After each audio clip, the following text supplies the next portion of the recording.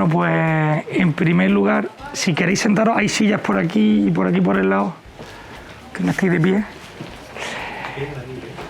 Bueno, pues lo primero, agradeceros a todos que hayáis venido, que además este primer día de lluvia, después de estos meses, pues parece como que no nos acostumbramos, ¿no? Si fuéramos del norte, pues saldríamos con lluvia, pero bueno, aquí en Granada parece que nos achicamos un poco. Contaros un poco el ciclo que habíamos organizado desde el estudio. Pues yo creo que algunos ya había asistido el mes pasado con la primera conferencia que dimos sobre Fernando Wilhelmy. Pues un ciclo anual que es una idea que ha salido un poco desde el estudio, casi como reto para el 2022, de hacerle un pequeño homenaje desde nuestra escala, que lógicamente no somos una institución, ni el colegio, ni nada, pero bueno, desde aquí, pues a esos grandes maestros de la arquitectura del siglo XX, que en muchos casos son bastante desconocidos y que a lo mejor podemos conocer algún edificio en concreto o alguna fachada, pero los desconocemos, ¿no?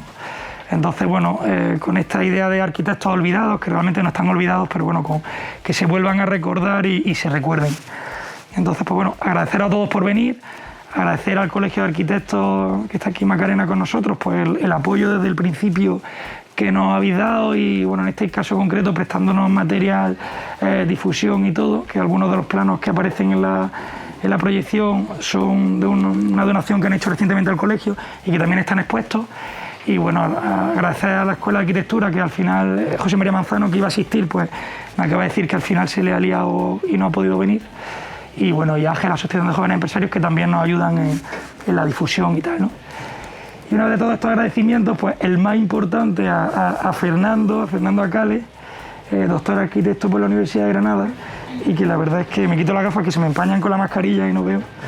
Que bueno, cuando le conté el proyecto, pues se sumó rápidamente y la verdad es que me hizo especial ilusión, porque bueno, yo una persona que aunque nos conocimos en persona hace relativamente muy poco, una visita al Hospital de San Juan de Dios que está restaurando, pues yo lo seguía desde que publicó el libro de Plazas de Granada en el 2005 y lo tenía ahí casi como libro de cabecera subrayado para mi trabajo final de máster. Entonces, bueno, pues para mí un súper honor que tengamos aquí a Fernando, que bueno, me había preparado aquí unas pequeñas notas de quién es Fernando, pero bueno, muchos de los compañeros lo conocéis ya. Es un súper especialista en temas de patrimonio, de restauración y de historia urbana también. Y bueno, la verdad es que te agradezco de verdad que estés hoy con nosotros. Claro. Gracias a ti, si esto es un gusto siempre, ¿no? A los que nos gustan estas cosas, que te inviten para poder venir y compartir este rato, además aquí entre amigos, pues mejor imposible, ¿no? Así que nada, muy agradecido. Bueno, pues muchas gracias. Pues nada, pues te dejo... Además es mi único lector, o sea, tengo que tratarlo muy bien.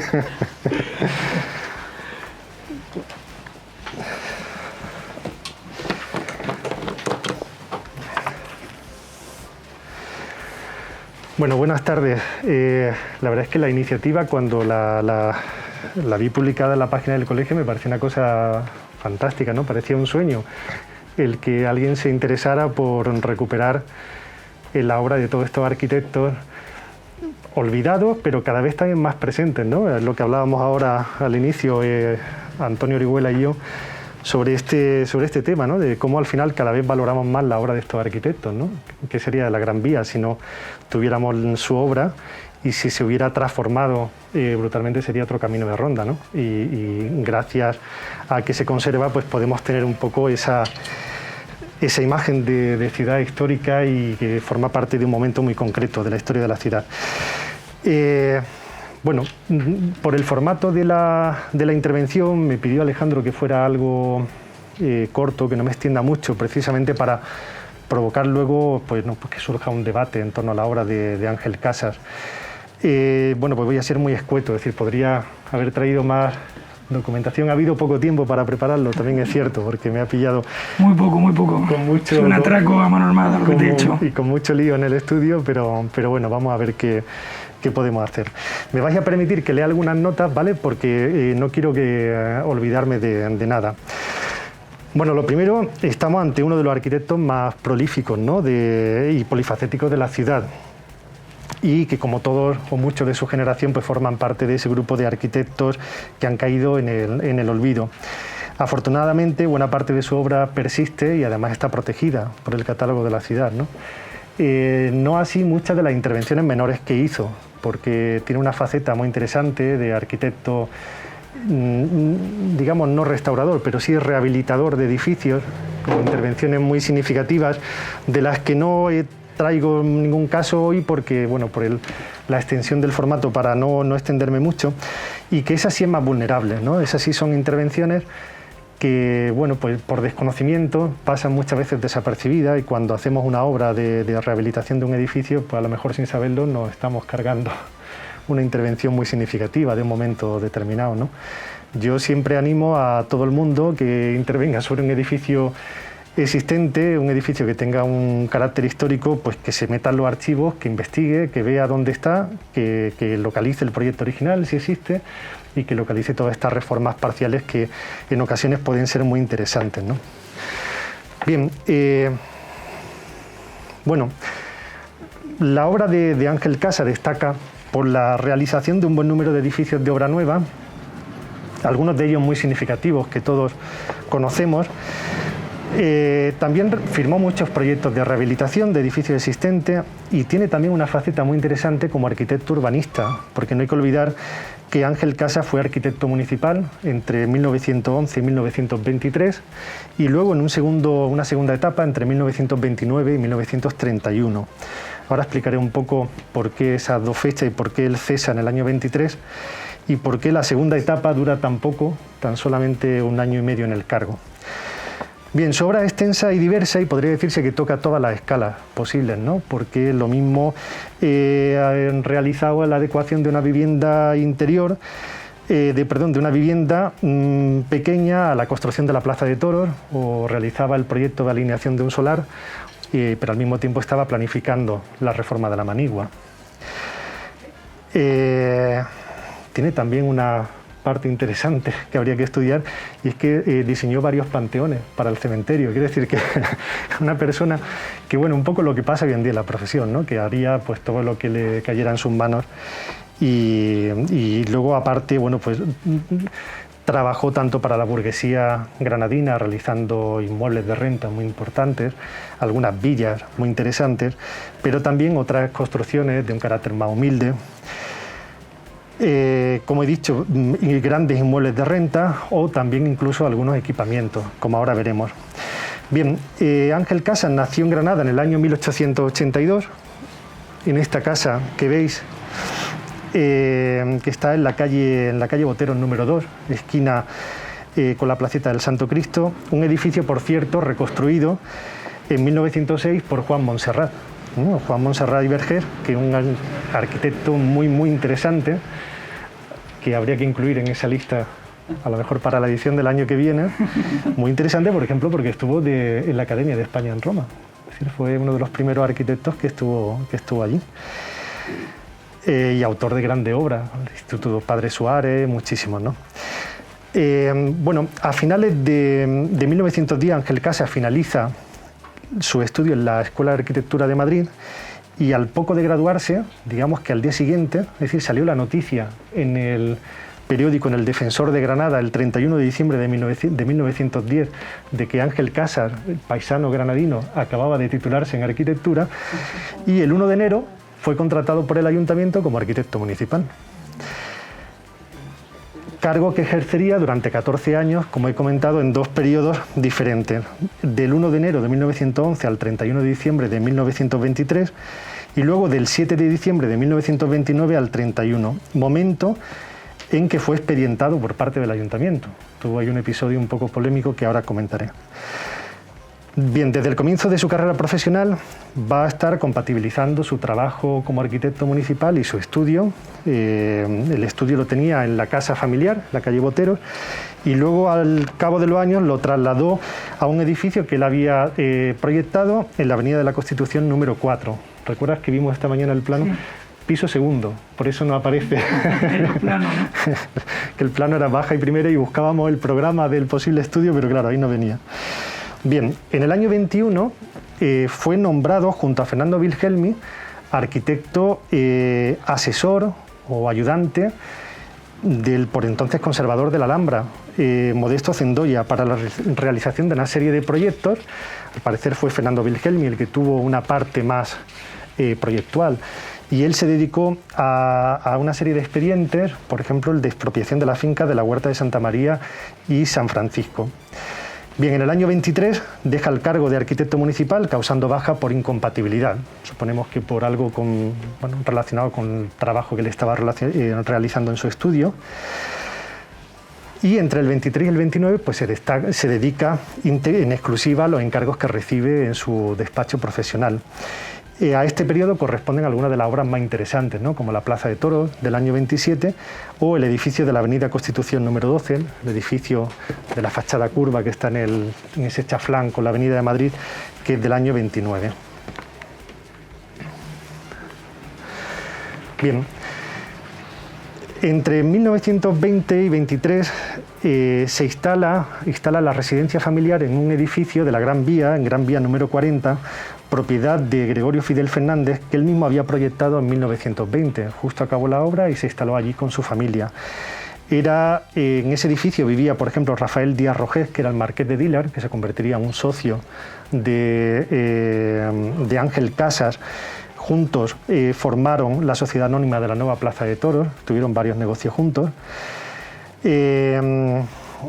Y el más destacado sería la Plaza de Toros, ¿no? Como bien sabéis, la Plaza de Toros que tiene, hay dos proyectos, es muy interesante. El proyecto de 1912 no lo hemos podido localizar, un proyecto que fija el lugar en el camino de Maracena, en un momento en el que ya había una Plaza de Toros en Granada, es decir, había ahí unas disputas, parece que no estaban conformes con el empresario de la Plaza de Toros, estos debían ser muy taurinos, y entonces, pues decidieron montar su propia plaza.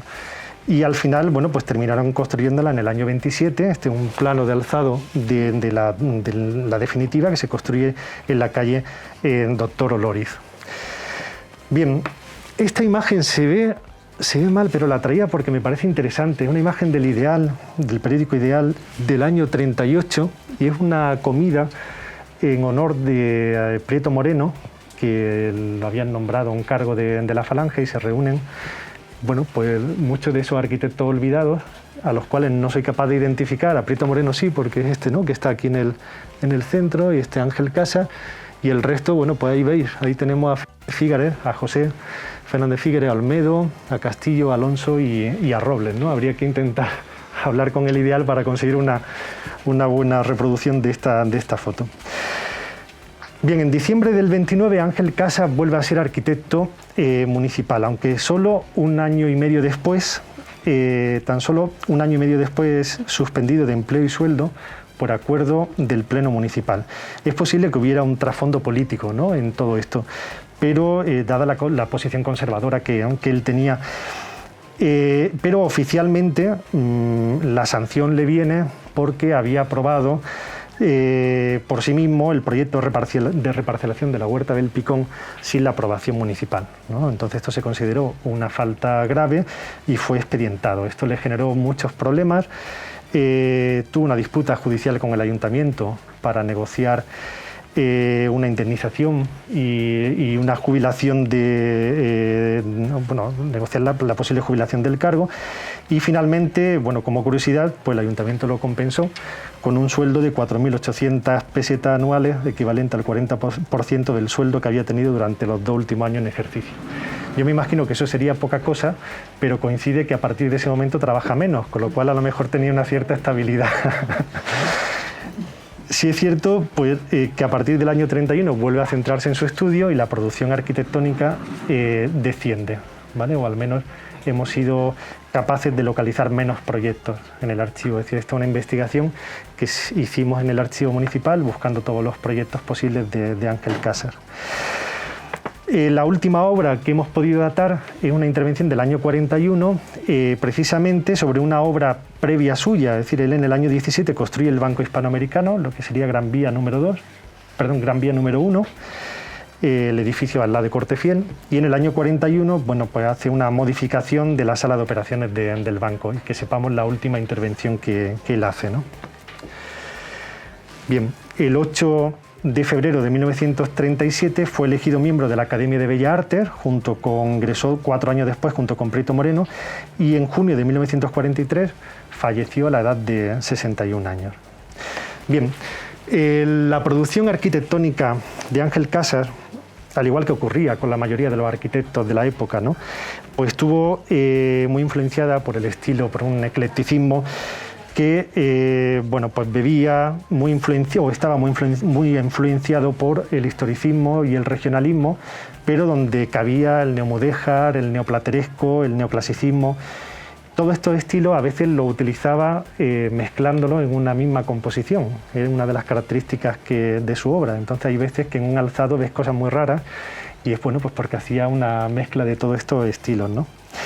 Por otro lado, bueno, la influencia de las corrientes estéticas que se estaban materializando en ciudades importantes como Madrid o Barcelona, él las conocía primero por su formación como arquitecto. También hay una cuestión importante de todos estos arquitectos, y es que una vez que se desvinculan de la escuela de arquitectura, suelen estar al día de la producción arquitectónica del país a través de diversas revistas de arquitectura. Eso es algo interesante, ¿no?, que es una forma que ellos tienen de estar un poco, bueno, pues como ocurre también hoy en día, ¿no? Bien, en la obra de Ángel Casas encontramos ciertos rasgos comunes o invariantes tipológicos y arquitectónicos que utiliza constantemente en su edificio. Algunos de ellos tienen que ver con esa mezcla de estilo que he comentado anteriormente. También el uso de materiales contemporáneos, por ejemplo, utiliza mucho la piedra artificial en sus proyectos. Utiliza también materiales de acarreo de edificios que se han demolido. Esto es una tónica general en toda la arquitectura burguesa en la Granada de las primeras décadas, ¿no? Pensar la cantidad de edificios que se demuelen en la Gran Vía, todos esos artesonados, todos esos techos iban a parar a los anticuarios, y muchos de estos proyectos se surtían de estos elementos. Yo me he vuelto loco alguna vez, me acuerdo en el Colegio Mayor Al Sahara, un techo magnífico que hay allí, dándole vuelta a aquello, hasta que hicimos una cata y vimos que era un elemento que estaba colgado, porque es que estaba totalmente descontextualizado de unas vigas metálicas, ¿no? Bueno, pues esto era un poco la tónica general en este momento. Y desde el punto de vista compositivo utiliza, por ejemplo, el torreón muchas veces en sus proyectos como elemento de remate de las fachadas. A veces con una posición simétrica, suele utilizar 2 en edificios, sobre todo en los inmuebles de renta, pero luego, por ejemplo, en las villas quiere romper esa simetría y entonces utiliza composiciones en los torreones que son diferentes, ya sean porque uno es mayor que otro o porque la configuración es distinta. Es algo que es interesante. Y luego, por ejemplo, le parece que le agobia el hueco rasgado en una fachada, entonces siempre aparecen todos los huecos decorados, ya sea por un arco, por un friso, por un guardapolvo, por un remate, o uniendo 2 huecos en un balcón, o, por ejemplo, utilizando el arco seliano, que aparece en muchos de sus proyectos, ¿no? Como podéis ver, aquí estáis viendo el edificio del Palacio de los Müller y precisamente el edificio de la Avenida Constitución, ¿no?, de la fachada curva. Bien, este de aquí. Bueno, otro recurso compositivo muy habitual en sus obras es la utilización de la fachada intermedia, lo que sería el chaflán en esquina, donde además de ubicar el acceso al edificio, pues utiliza siempre algún elemento decorativo, y quizá el más significativo que vamos a ver es el edificio de la Gran Vía, esquina con calle Reyes Católicos, ¿no? Lo que sería Gran Vía número 2, que ahora veremos en algún caso, o la magnífica fachada que hemos comentado anteriormente. Bien, Ángel Casas será fiel a lo largo de toda su obra a la utilización de este estilo historicista, no habiéndose detectado en él la utilización de estilo más novedoso. Es decir, yo creo que es de una generación que no conoce, no llega a conocer el racionalismo, ¿no?, en la escuela de arquitectura. La generación posterior a Matías Fernández Fígares sí. Matías Fernández Fígares sí tiene algunas intervenciones. Él es más joven. Matías yo creo que es joven, 7 u 8 años más joven, pero lo suficiente para que ya tenga otro conocimiento de estas corrientes estéticas. Y él, bueno, en todo caso, lo que sí tiene algunos proyectos con unas composiciones más depuradas, ¿no?, donde, bueno, pues se percibe a lo mejor menos decoración, o, bueno, estas dos que son el edificio de San Jerónimo de los Redentoristas, la fachada posterior, que tiene esta forma curva tan interesante, o el chaflán del Solarillo de Gracia número 8, que bueno, es como muy interesante por la sencillez que presenta, ¿no?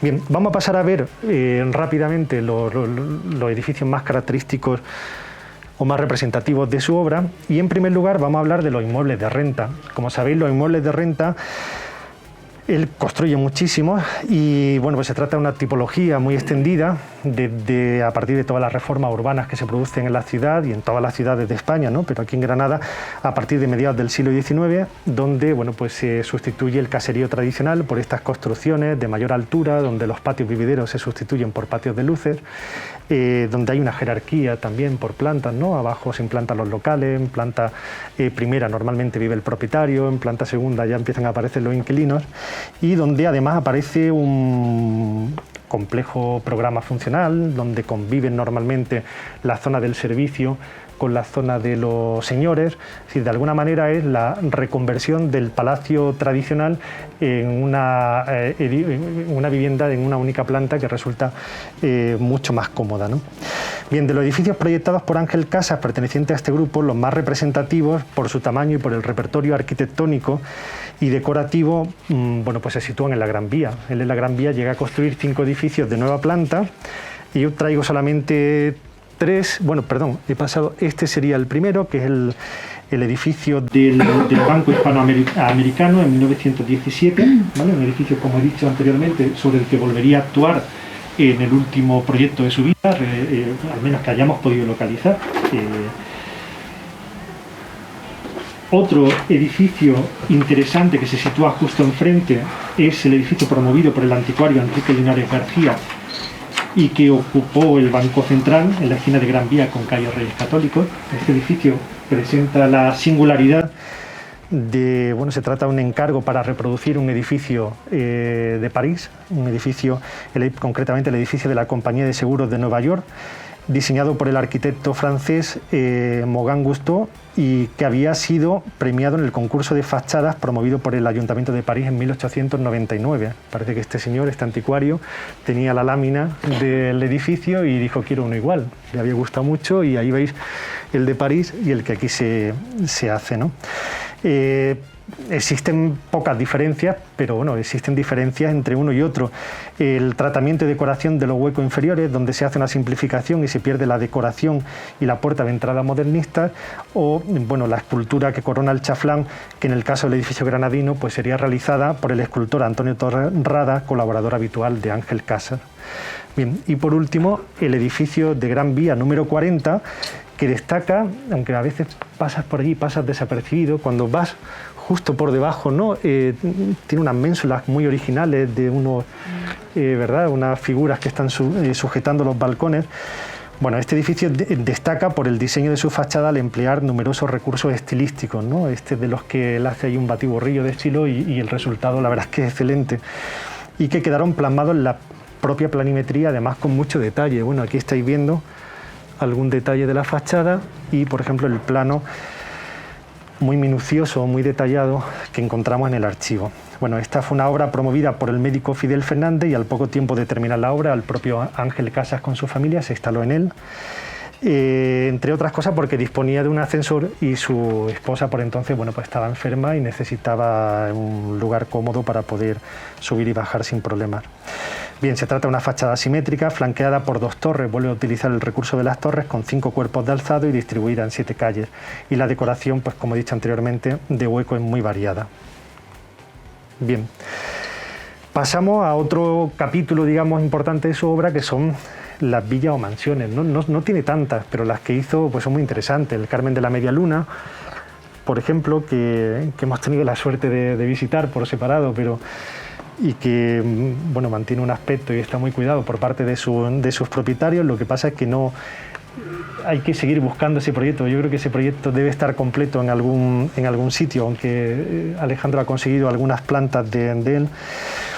Y bueno, este es un tipo de edificación ideada como palacio contemporáneo, ¿no? Destinado a las clases altas de la sociedad granadina, que adquirirá un importante auge en el primer tercio del siglo XX, principalmente con la edificación de numerosos palacetes en la zona del Salón, del Paseo de la Bomba, lo que son los hotelitos de Belén, la Huerta de Belén, la Huerta de los Ángeles, también al lado.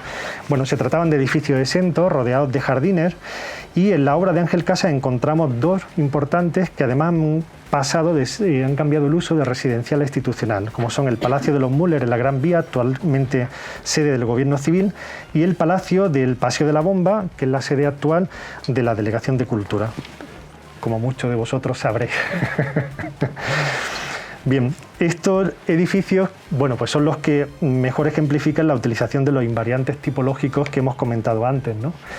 Primero, bueno, en ambos casos existe un patio interior cubierto, en un caso cubierto directamente con un tejado, en el Palacio de los Müller con un lucernario, que es el que ordena las estancias. La decoración de las fachadas difiere de un caso a otro, mientras que en Gran Vía aplica elementos neoplaterescos, en el Paseo de la Bomba utiliza recursos de estilo regionalista, y en ambos casos la fachada principal se configura con dos torreones que son distintos, como podéis ver, distintos entre sí para evitar precisamente la asimetría de la composición. Destaca en el caso del edificio de la Gran Vía la presencia del torreón mayor situado a la derecha de la fachada, con el cuerpo intermedio compuesto mediante un arco serliano decorado. Bien, bueno, este proyecto sí está completo, mientras que el del Palacio de los Müller no lo pudimos localizar. En cambio, el de la sede de la Delegación de Cultura sí está, y bueno, ahí traía una sección del edificio para que vierais cómo, bueno, si conocéis el edificio por dentro, un edificio muy interesante, ¿no? Se distinguen perfectamente las zonas estanciales, el salón central, ¿no? Como salón de fiesta y demás, la parte de abajo, que es como donde trabajan los administrativos, que es como que debía ser la zona de servicio, pero bueno, muy interesante de poder ver. Bien, respecto a los equipamientos, Ángel Casas proyecta dos cines. Uno de ellos, el cine Narbón, que no sabemos si se llegó a construir. Era un cine de verano y realmente la construcción era simplemente una tapia, con lo cual probablemente se construyó y debió de construirse en el solar de la Casa Gran Vía número 40. Es decir, mientras se planificaba el proyecto, se decidía qué hacer con ellas, pues allí parece que estuvo ubicado ese cine de verano.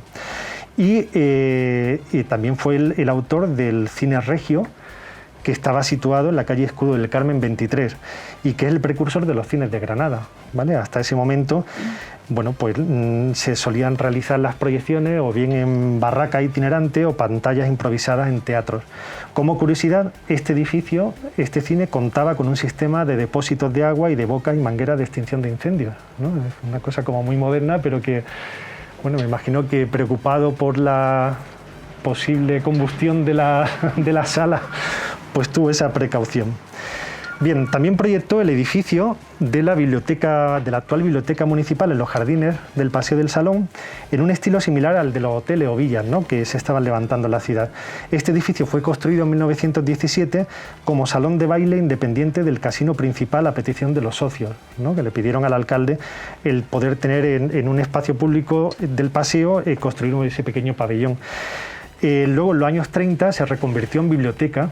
Parece que acumulaba una deuda tan grande el casino que la manera de compensarla fue regalándole el edificio al ayuntamiento. Bueno, pues para vosotros. Y ahí hay un proyecto de intervención de otro de los grandes arquitectos olvidados, que es Alfredo Rodríguez Orgaz, que también merecería una monografía. Bien, y en 1927 proyecta la nueva Plaza de Toros. Ya en 1912 había realizado ese primer proyecto de la Plaza de Toros en el Camino de Maracena, bueno, esto es el interés particular que él tenía, es que formaba parte de la sociedad junto a personalidades como el Marqués de Dílar o el matador de toros granadino José Moreno Lagartijillo. La ejecución del segundo proyecto se demoró algún tiempo, es curioso, porque la Junta de Sanidad lo había rechazado porque las bocas de evacuación no cumplían las dimensiones que necesitaba. Quiero decir, el código técnico de la época también le afectaba. Oye, a veces pensamos, esto es curioso, porque un proyecto de la época era simplemente un alzado y una memoria de una página, y normalmente no tenía ningún inconveniente en que se tramitara la licencia, pero luego había situaciones que eran bastante tortuosas, como te salieras del programa habitual de una vivienda, ¿no? Bueno, tanto el proyecto de 1912 como el de 1927 se diseñan en estilo neomudéjar, planteados con un tratamiento exterior de huecos mediante un gran arco de herradura en planta baja y doble arco también de herradura en los cuerpos superiores con antepechos de piedra artificial. La mayor diferencia entre ambos proyectos se refleja en el diseño de la portada, ya que el segundo se plantea con dos torres que se adelantan respecto del plano de fachada y le otorgan mayor protagonismo. Bien, la última labor que quería reseñar de Ángel Casas es su labor precisamente como arquitecto municipal, periodo en el que desarrolló diferentes proyectos de planeamiento, ¿no? La mayor parte de estos proyectos están fechados entre 1911 y 1917, varían las escalas enormemente. Entre los más significativos se encuentra, por ejemplo, toda la ordenación del entorno de la Plaza de San Nicolás, las propuestas en la zona centro, como en la calle Cocheras de Santa Paula, el entorno de la Chancillería, también las nuevas alineaciones de la calle Santa Escolástica y Pavaneras. Bien, gran parte de su trabajo estuvo muy ligado a la zona norte que es justo donde se proyecta la construcción de la Plaza de Toros, un sector estratégico para el enlace del centro histórico con la estación del ferrocarril y como nueva área de expansión urbana. El primer proyecto redactado en 1911 en esta zona es el de la alineación de la calle Real de San Lázaro, en el que muestra la preocupación existente por entonces sobre la higiene en toda la barriada, ¿no? Bien, en 1916 finalmente redactó un proyecto completo de ensanche por el norte, delimitado por la avenida Alfonso XIII, camino de Granada a Alfacar y Ribera del Beiro. Por un lado reordenaba el viario de la antigua carretera de Málaga, convirtiéndola en la avenida Alfonso XIII, un bulevar rematado con dos plazas circulares situadas a los extremos, es decir, en la intersección con la carretera de Jaén y en La Caleta. Por otro lado, contemplaba la prolongación de la avenida de Andaluces mediante un bulevar entre plazas que continuaba hasta la intersección entre el camino de Alfacar y la Ribera del Beiro. El proyecto también abordaba la reforma del barrio de San Lázaro mediante la superposición a la trama preexistente de una serie de calles amplias, paralelas y perpendiculares a la avenida de Alfonso XIII. Se trata de una propuesta novedosa en la época, pues a diferencia de los trabajos habituales de reforma de calles aisladas, pues plantea una solución a un vacío existente y alternativa a la expansión de la ciudad. Bueno, hasta aquí os traigo un poco la figura de Ángel Casas. Yo creo que hemos dado unas pinceladas interesantes, ¿no?, que nos permiten poder generar un poco de debate en torno a su figura y bueno, pues creo que ha sido un ejercicio interesante, ¿no?, de poder recuperar la figura de este arquitecto y el conocimiento, ¿no?, el recuerdo de todas estas obras que de momento persisten y esperemos que duren mucho tiempo más. Pues nada más, me ciño al tiempo que me has dicho. Muy bien. ¿Vale?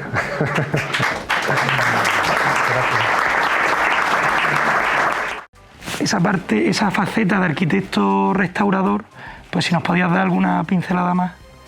Bueno, la producción que él tiene como arquitecto, yo creo que era común a todos, ¿no? Todos trabajaban mucho sobre intentar dar un segundo uso a la arquitectura existente, porque muchas veces era mucho más sencillo y más económico, ¿no? Muchas de las intervenciones que hemos localizado son intervenciones menores, en reformas de fachadas, redistribuciones interiores, pero sí es cierto que estamos ahora analizando en el estudio una que nos parece muy atractiva, que es la intervención que hizo en el edificio, conocéis todo el edificio, el Palacio de los Perfumes, la Carrera del Darro, ¿no?, Carrera del Darro número 5. Este es un edificio maravilloso que yo tengo la suerte ahora de poder intervenir en la tercera pata que falta, porque ahí hay una intervención de Gonzalo Arias en la esquina, la parte más próxima a lo que sería la Casa de los Pisas. Luego hay una intervención no me recuerdo el nombre del compañero, que es el que hizo la Casa de los Perfumes. Y la tercera parte de la casa estamos nosotros ahora haciendo la planimetría para intervenir sobre ella, y como suele ser habitual solemos hacer un estudio histórico previo, ¿no?, para saber lo que hay, y la historia de la casa es apasionante. Es apasionante porque bueno, hemos podido localizar información de que fue el Palacio de los Marqueses de Salar, las tres casas en un único palacio. Luego pasó a ser propiedad de Azanza, que era un ministro afrancesado que vivió en ella en torno a 1810, y a partir de la expulsión de los franceses pues fue expropiada la finca, pasó a manos del Estado y la compró el conde de Miravalle. El conde de Miravalle tenía unos edificios muy interesantes en Granada, por ejemplo el Palacio de Castillejo, y el conde de Miravalle hace un proyecto de segregación en tres fincas. Una de esas fincas llega a manos de Ángel Casas en los años 30, más o menos, yo creo que ya en la última etapa, que es la Casa de los Perfumes, donde él, por ejemplo, plantea una intervención. Era un patio, cuando uno entra en el patio de la Casa de los Perfumes, ve un patio porticado en sus 4 lados, pero realmente solamente estaba porticado en 2. Los otros 2 lo hace Ángel Casas, ¿no? Y bueno, modifica también, hace un aljibe nuevo. En fin, es una intervención interesante y de una escala mayor que daría pie, bueno, para intentar buscar otros proyectos similares que él pudo hacer, ¿no? en edificios existentes. Muy bien, muchas gracias. ¿Quién se anima? Bueno, no tienen que ser preguntas, ¿eh? La cosa es... No me hagáis un examen aquí ahora, que a esta hora ya... Bueno, yo quería comentar un poco sobre el Carmen de la Media Luna, Sí. que no ha aparecido prácticamente, pero que es una obra curiosa, ¿no? Porque en principio uno no supondría que podía ser de Ángel Casas, ¿no? Sino parece más de Mariano Contreras o de Modesto Cendolla, ¿no? Por el estilo neoárabe tan refinado que presenta, ¿no? Y es además único en la producción de Ángel Casas, este tipo de eclecticismo neoárabe, ¿no? Sí, la verdad es que un edificio, yo no lo conocía por dentro y tuve la suerte el verano pasado de que me llamó un cliente y me dijo: Fernando, tengo unos amigos que necesitan hacer la IE de un edificio. Estas cosas normalmente no nos llegan. Y me dijo el edificio que era, digo, por supuesto, vamos para allá. Y entonces, no sé si tú lo has conocido por dentro. No lo he visto. Bueno, es bastante interesante porque ese torreón tiene realmente una especie de configuración de cuba, ¿no? Una especie de salón a doble altura, pasa que tiene una galería perimetral y es el salón de la casa.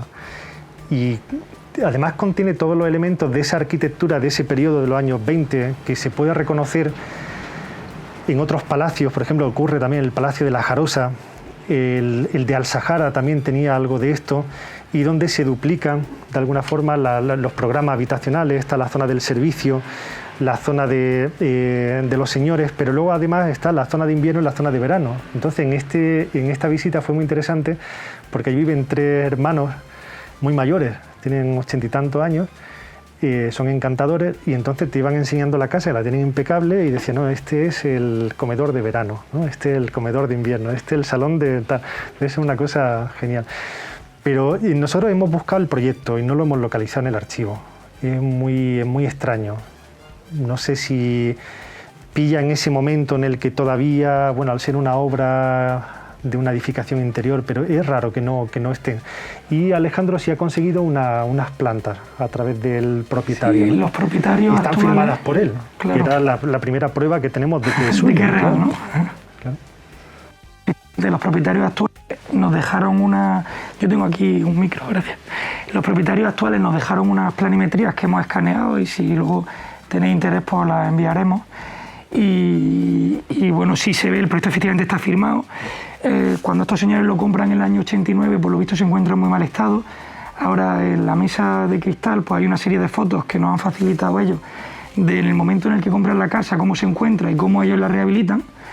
Y bueno, y como casi anécdota me cuentan que estaban viviendo cuando ellos compraron 3 familias dentro de la casa. O sea que tenían dividido la planta baja una familia y la planta como noble 2 familias. Y bueno... Yo creo que el proyecto es de Carlos Sánchez, el proyecto de reforma de los años 80. O sea que él puede tener alguna información.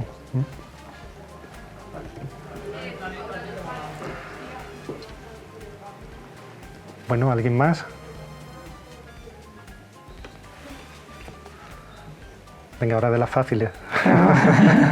Yo te voy a hacer una fácil. Es que al oírte hablar me ha surgido una duda sobre el Colegio Mayor Al-Sahara. ¿Es de Ángel Casas? No. Vale. Es de Wilhelmi. Vale. Es de Wilhelmi.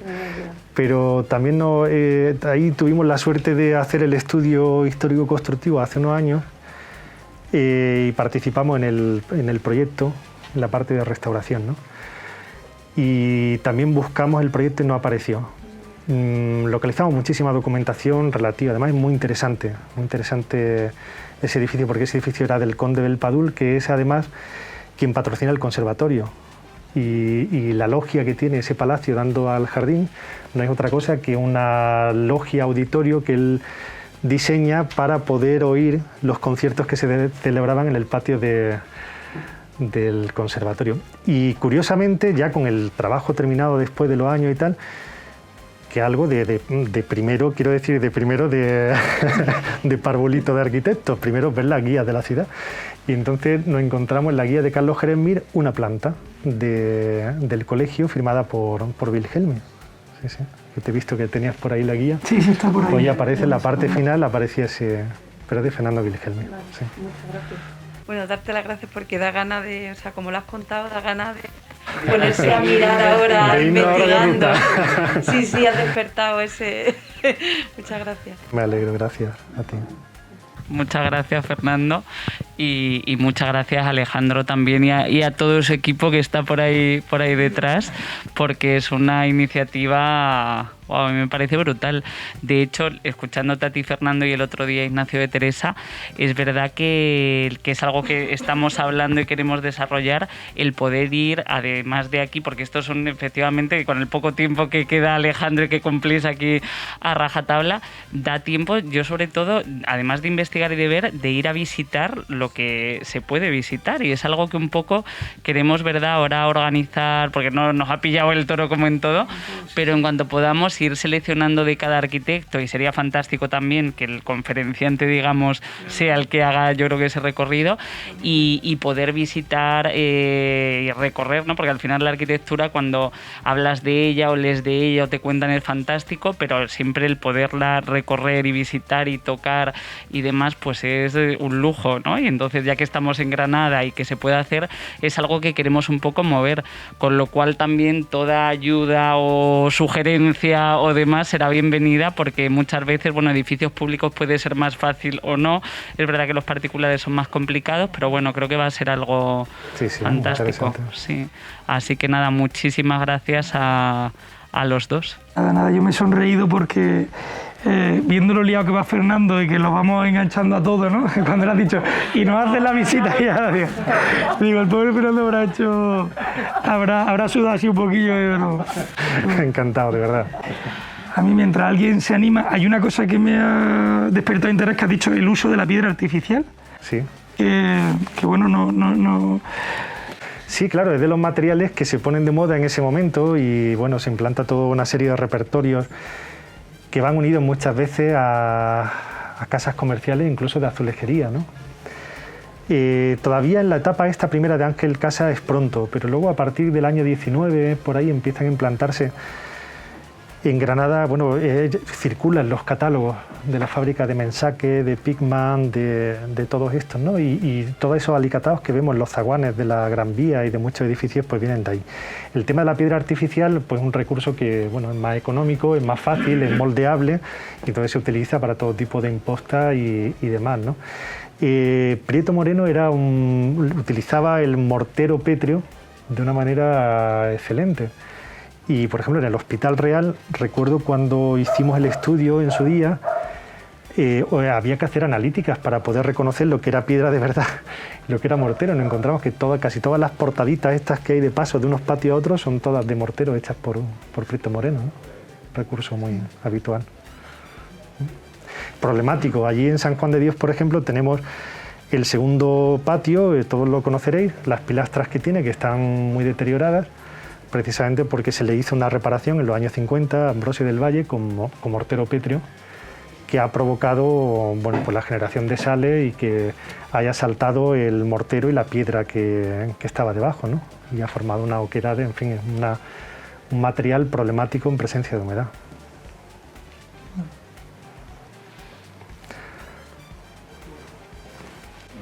Toma, en relación a... Toma, Ignacio. Y el uso del material del ladrillo, ¿no? Que veíamos el otro día la obra suya, que trabaja con ese material tan humilde a partir de su primer trabajo en la Gran Vía, que era más de, pues con yeso y esta cosa más de arte de repostería, podemos decir, de pintura, y de repente aparecen muchos edificios hechos de ladrillo, que quizás el enlace es la catedral, ¿no? ¿En qué momento y por qué en Granada empieza a tener tirón eso de, oye, pues no tenemos que hacer cosas tan moduladas sino que, pues como mudéjar, ¿no?, que decíamos, de construcción en ladrillo. Sí. ¿Cómo lo ves tú, ese paso? O sea, ¿cuándo se empieza a utilizar el ladrillo en fachada, Sí. por ejemplo? Bueno, no lo sé. Yo creo que esto es una influencia clara de todos esos tratados franceses y de la formación que reciben los arquitectos en la Escuela de Madrid, ¿no?, donde se le ilustra un poco la manera de construir. El ladrillo es un material accesible, económico y, bueno, si está bien cocido funciona bien, ¿no? Entonces, no hay muchas fachadas. En Granada no hay tanto edificio en ladrillo. Yo, precisamente, tengo una alumna del máster que está haciendo el TFM sobre la arquitectura de ladrillo de Granada y está como loca. Y ella y yo, cada vez que veo un edificio le mando la foto. Y no hay tantos, no hay tantos. Y sobre todo es interesante la utilización de todos esos recursos compositivos con ladrillo, ¿no? Pero no te sé decir en qué momento se empieza a utilizar. Hay una obra de Wilhelmie que es magistral, realizada en ladrillo, que es la fachada posterior del Palacio de la Jarosa. No sé si lo conocéis, en la calle Buen Suceso, con fachada posterior a la calle Paz, que el último uso que le dio la universidad, ahora mismo no sé el uso que tiene, pero era en la escuela de posgrado, antes de que se la llevaran a la Facultad de Medicina. Y ahí él hizo una intervención. Ese es un palacio comprado por un... no recuerdo, bueno, era el conde de la Jarosa, que era un título de estos vacantes que la gente que tenía cierto parentesco podía optar a comprar. Entonces de repente aparece un nuevo conde que compra un palacio y lo quiere decorar porque quiere tener un palacio a la altura, ¿no? Y le encarga el proyecto a Fernando Wilhelmie y a Isidoro Marín Garés. Isidoro Marín Garés era profesor de la Escuela de Arte y Oficios, era un pintor estupendo, y es de los trabajos más impresionantes que puedas ver, porque hay una simbiosis entre los dos a la hora de diseñar cualquier detalle. No os podéis imaginar el remate de cada alféizar, o sea, el despiece de cada hueco. Si tenéis ocasión de ir por allí, además es una obra completa, porque diseñaron tanto los mosaicos de los suelos como los alicatados. Había algunos de la Cartuja de Sevilla, por ejemplo, de Pickman. Ese edificio tuvimos la suerte de estudiarlo en el año 2010, y yo recuerdo porque la universidad lo adquirió, se lo compró a la Cámara de Comercio y quería hacer una obra, salió a concurso y lo ganó una ingeniería. Estas cosas que dice, bueno, ¿por qué un proyecto de rehabilitación lo tienen que hacer ingenieros de camino? No se entiende, ¿no? Y entonces estos ingenieros proponían en las galerías del patio construir los cuartos de baño. Entonces, claro, esto llegó a Cultura lo echó para atrás, y yo tuve ahí un contrato con la universidad para reconducir el proyecto y hacer un estudio histórico del edificio, ¿no?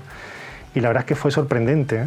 Había un desván en la parte de arriba que conservaba todas las piezas que había en el edificio, tenían piezas para poderlas reponer, con lo cual era muy fácil porque enseguida por detrás veían la impronta, la fábrica, localizaba el catálogo, en fin, era una maravilla, era muy fácil trabajar ahí. Pero, en fin, no sé si... El otro día hablaba con Ricardo Hernández, no está por aquí Ricardo, ¿no? No, al final no ha venido. Tenemos pendiente hacer una publicación sobre el Palacio de la Jarosa, porque él ha estudiado, parece que el proyecto de Wilhelmie y bueno, a ver qué podemos hacer allí. Muy bien. El patio sí, el patio yo creo que le hicieron una rampa por la parte trasera. Y el patio es que es espectacular, es que al tener la fachada curva, recuerdo, hicimos la parte de restauración con la empresa de restauración, y los vidrios son curvos, quiero decir, las carpinterías son curvas, o sea, es una sutileza en cada detalle, y dice, bueno, es enorme lo que hay allí, ¿no? Y recuerdo que estos ingenieros, cuando me lo enseñaron la primera vez, dijeron, mira, no sabemos lo que le ha encontrado cultura a esto, pero es un edificio que no tiene ningún interés. Yo cuando abrieron las puertas y empecé a ver lo que había, digo, bueno, pues esto es una joya, ¿no? Bueno, muchas veces cuestión de sensibilidad más que de otra cosa, ¿no? Sobre la arquitectura de ladrillo, Jiménez Sí. Arevalo, que es anterior a esta generación, hizo muchísimas obras de ladrillo. También. Bueno, claro, toda la arquitectura industrial también. Todas las fábricas, se me ocurre, ¿no? Toda la obra de Jiménez Arévalo relacionada con la fábrica azucarera, todo eso también es en ladrillo. Por ejemplo, el Miguel Jiménez Yanguas conserva toda la biblioteca de Jiménez Arévalo, y yo los primeros manuales que pude ver de construcción de ladrillo y tal los tenía, es decir, que eran arquitectos que estaban muy bien. Y hay detalles de esos libros franceses que ellos copiaban literalmente, ¿no? Es decir, el detalle que le gustaba, pues te lo encuentras en una fachada. Muy curioso.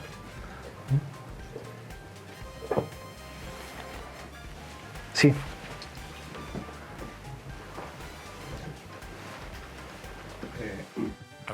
Había hablado al principio de que él había tenido alguna intervención en la manigua, pero luego no la ha desarrollado, no ha hecho mención. No sé si es que no hay mucha más información. Sí, sí la hay.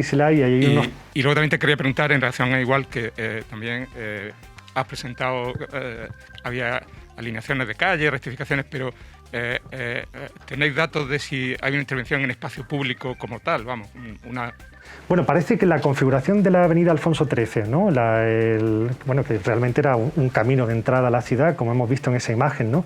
Parece que lo que es la configuración del acerado y tal lo plantea él. Y la calle Doctor Olor y toda la zona esa del barrio de los Doctores, yo creo que eso lo proyecta él directamente, ¿no?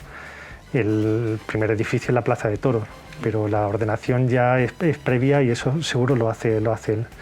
De la manigua no he traído la imagen, hay un proyecto creo que de 1912, que no se hace nada, lógicamente, que cae un poco en el olvido y luego hay otra propuesta en el año 29, un plano de estos azules, además dibujado a color encima, que es muy, muy bonito, muy interesante.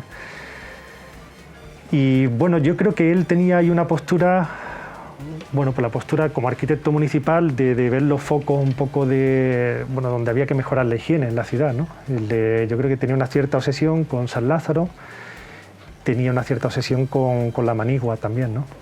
Pero bueno, realmente son proyectos que luego no se llevan a cabo, afortunadamente, ¿no?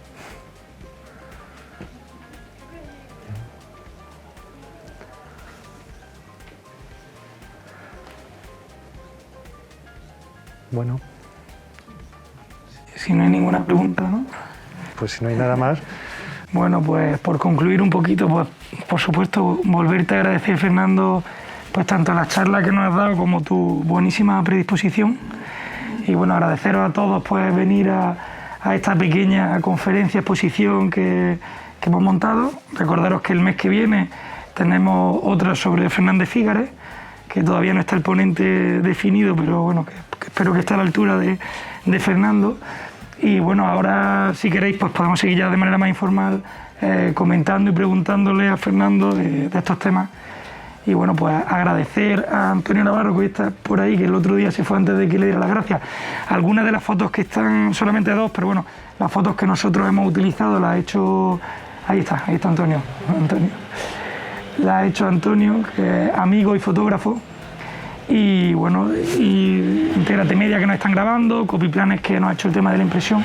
Y bueno, agradeceros a todos por venir y que espero veros el mes que viene y que sigamos aprendiendo pues, de estas ponencias tan interesantes. Muchas gracias. Nada, gracias.